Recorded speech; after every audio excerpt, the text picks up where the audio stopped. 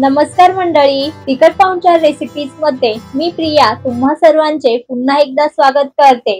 सर्वप्रथम तुम्हा सर्वांना आपल्या तिखट पाहुणचार रेसिपीज नवरात्रीच्या व घटस्थापनेच्या मनापासून शुभेच्छा। तर आज नवरात्रीचा पहिला दिवस आणि आजची आपली उपवासाची रेसिपी आहे झणझणीत नेहमीपेक्षा वेगळी अशी शेंगदाण्याची आमटी आणि त्यासोबत मस्त असा मोकळा सुटसुटीत वरईचा भात म्हणजेच भगरीचा भात तयार केलेला आहे।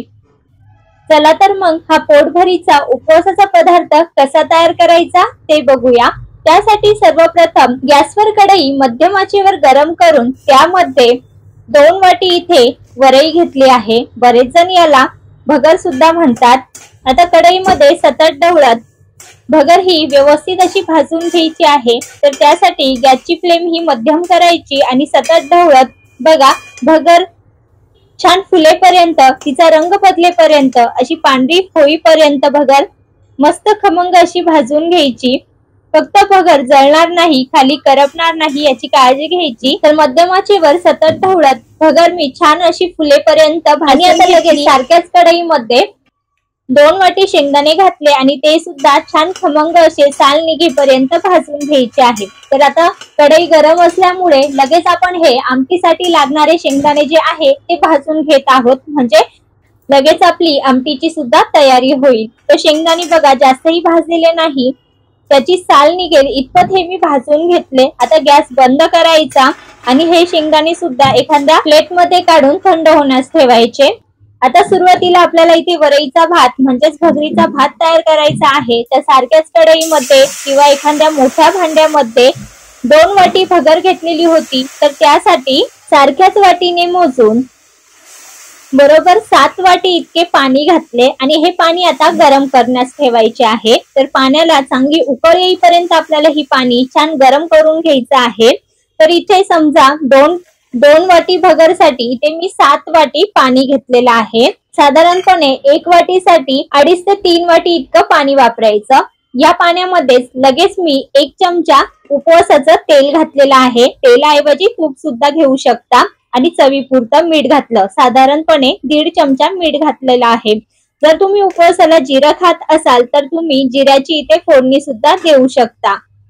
आता पाण्याला लवकर उकळ यावी यासाठी यावर मी झाकण ठेवलं आणि छान खळखळून अशी उकळ काढून घेतली।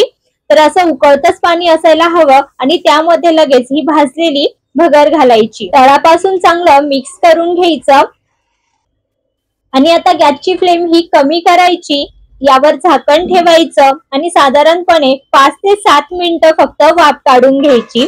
तर वाफेवर भगर छान मऊ लुसलुशीत अशी शिजते। यावर मी झाकण ठेवलं, झाकण ठेवताना ते अर्धवट ठेवायचं म्हणजे पाणी हे उतू जात नाही। तर साधारणपणे 3 ते 4 मिनिटांनंतर पुन्हा एकदा झाकण काढलं, भगर बघा छान अशी फुललेली आहे परंतु थोडीशी ओलसर वाटते। तर पुन्हा एकदा छान मिक्स करून यावर झाकण ठेवायचं आणि कमी गॅसवरच मिनिटभर पुन्हा एकदा वाफवून घ्यायची। तर आता बघा 5 ते 6 मिनिटं झालेले आहे आणि इथे भगर बघा छान मोकळी सुटसुटीत आणि व्यवस्थित अशी शिजलेली आहे। हातात घेतल्यानंतर ती लगेच स्मॅश होते, म्हणजे भगर इथे कच्ची नाही, व्यवस्थित अशी शिजलेली आहे।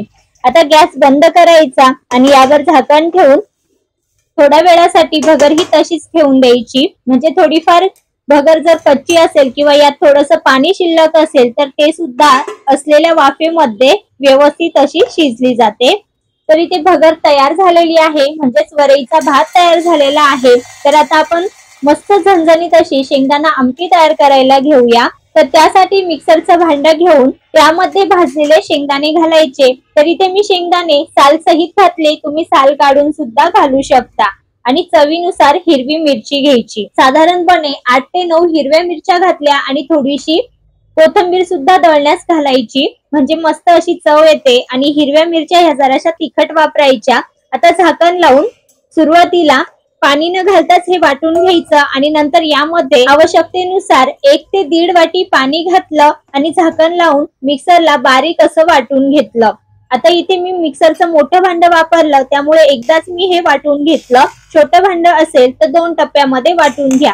तर इथे मी जास्त क्वांटिटी मध्ये हे बनवते, त्यामुळे मी ते 2 वाटी शेंगदाणे घेतले। तुमच्या क्वांटिटी नुसार तुम्ही सर्व साहित्यांचे प्रमाण हे कमी अधिक करू शकता। बघा तर इथे शेंगदाणा आमटीसाठी लागणारं वाटण जे आहे ते तयार झालेलं आहे, तर आपण हे थोड्या वेळासाठी बाजूला ठेवूया आणि नेहमीपेक्षा वेगळी ही आमटी तयार करायची। त्यासाठी इथे मी 2 मध्यम आकाराचे कच्चे बटाटे घेऊन त्यांची साल काढून ते पाण्यात ठेवले होते। आता ते किसणीच्या मदतीने किसून घ्यायचे। तुम्ही हा बटाटा बारीक जाड तुमच्या आवडीप्रमाणे कसाही किसू शकता। तर इथे मी थोड्याशा जाड किसणीने हा किसून घेतला। लगेच यामध्ये पाणी घातलं जेणेकरून बटाटा हा काळा पडणार नाही।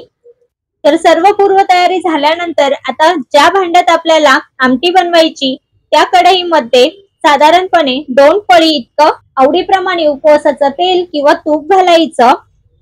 तेल तूप छान गरम झालं की लगेच यामध्ये किसलेला बटाटा पाणी निथळून यामध्ये घालायचा आणि थोडासा परतून घ्यायचा। तर किसलेला बटाटा तेलामध्ये चांगला फ्राय करून घ्यायचा। पूर्णपणे तो शिजवायचा नाही, अर्धवट कच्चाच ठेवायचा, नंतर तो व्यवस्थित असा शिजला जातो। तर बघा थोडासा मी परतून घेतला। नंतर लगेच यामध्ये वाटलेलं जे शेंगदाण्याचं वाटण आहे ते संपूर्ण घालायचं आणि लगेच दुसरीकडे आमटीसाठी लागणारं पाणी देखील गरम करण्यास ठेवायचं बघा। तर आता हे वाटण सुद्धा मिनिटभर चांगलं तेलामध्ये परतून घ्यायचं। तसं तर आपण शेंगदाणे हे भाजूनच घेतलेले आहे, त्यामुळे जास्त हे भाजण्याची किंवा परतण्याची गरज पडत नाही। यामध्ये लगेच बारीक चिरलेली कोथिंबीर सुद्धा ऍड करायची, जेणेकरून कोथिंबीरीचा स्वाद सुद्धा या आमटीला छान येतो। तर 1 ते 2 मिनिटं हे वाटण मी तेलामध्ये चांगलं फ्राय करून घेतलं। आता लगेच यामध्ये पाणी ऍड करायचं। फक्त पाणी ऍड करताना ते गरम असावं, थंड पाण्याचा वापर करायचा नाही। साधारणपणे 3 तांबे म्हणजे 6 ग्लास इतकं पाणी यामध्ये मी घातलं। पाणी हे एकीकडे मी गरम करण्यास ठेवलं होतं, त्यामुळे लगेच याला उकळ देखील पटकन येते। तर आमटी थोडी घट्ट वाटत होती, त्याकरिता आणखी 1 ग्लास यामध्ये मी पाणी ऍड केलं। तर टोटल यामध्ये मी 7 ग्लास इतकं पाणी घातलेलं आहे। तसंच लगेच चवीनुसार मीठ घातलं आणि चमच्याने चांगलं मिक्स करून घेतलं। आता जरी ही आमटी तुम्हाला जास्त पातळ वाटत असेल, परंतु ही शिजल्यानंतर उकळल्यानंतर थोडीशी घट्ट होते। यामध्ये जो बटाटा आहे तो सुद्धा व्यवस्थित उकळल्यानंतर शिजला जातो। तर मध्यम आचेवर यावर झाकण ठेवून आमटी मी बघा छान अशी खळखळ उकळून घेतलेली आहे। तर मध्यम आचेवर झाकण ठेवून आमटी ही मी फक्त 5 ते 6 मिनिटं उकळून घेतली। तुम्ही आमटीची कन्सिस्टन्सी बघू शकाल, पातळच आहे, जास्तही घट्ट नाही। यामध्ये जो बटाटा आपण किसून घातला होता तो देखील परफेक्ट असा शिजलेला आहे बघा। तर इथे अगदी साध्या सोप्या पद्धतीने नवरात्री विशेष उपवासाची भगरीच्या भातासोबत खाल्ली जाणारी मस्त झणझणीत अशी शेंगदाणा आमटी तयार झालेली आहे। वरतून बारीक चिरलेली कोथिंबीर घालूया आणि गॅस हा बंद करूया। तर तयार झालेला हा वरईचा भात आणि शेंगदाण्याची आमटी ही 8 ते 10 लोकांना पुरून उरेल इतपत तयार करून घेतलेली आहे। इथे मी जास्त क्वांटिटी मध्ये बनवलेली आहे, तुम्ही थोड्या प्रमाणानुसार ह्याच पद्धतीने तयार करून बघा, मस्त चविष्ट अशी बनते। फक्त आमटीची कन्सिस्टन्सी ही थोडी पातळच ठेवायची, म्हणजे तिचं भगरी सोबत खाताना कॉम्बिनेशन अगदी परफेक्ट असं बनतं। तर बघा नवरात्री विशेष आजची ही रेसिपी तुम्हाला कशी वाटली हे कमेंट करून सांगा। रेसिपी आवडली असेल तर रेसिपीला नक्की एक लाईक करा आणि अशाच झटपट रेसिपीज बघण्यासाठी आपल्या तिखट पाहुणचार रेसिपीजला सबस्क्राईब देखील करा। पुन्हा भेटूया अशाच एका उपवासाच्या नवीन रेसिपी सोबत, तोपर्यंत धन्यवाद।